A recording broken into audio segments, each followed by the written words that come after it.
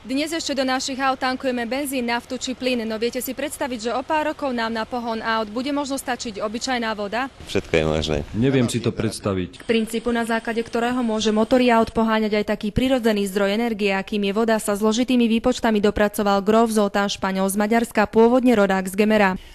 Zjednodušene povedané ide o to, že vodu možno premeniť na plazmu a tá dokáže horieť.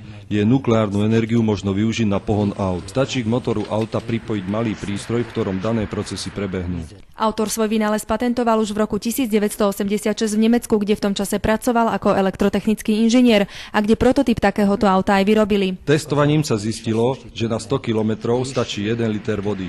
Okrem osobných a nákladných áv a rôznych prístrojov a zariadení budú môcť na vodný pohon fungovať napríklad aj lietadlá. Princíp fungovania autor vysvetlil na zváračke. Na to, aby sme mohli 15 minút zvárať, stačí do zváračky naliať 8 ml vody. 8000 stupňov teplotou, ktorú horiaca plazma vytvorí, možno roztopiť napríklad kov alebo aj porcelán.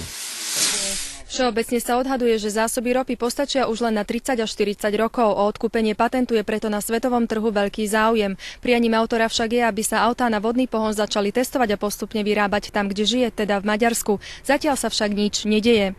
Pre TA3 Andrea Kosková.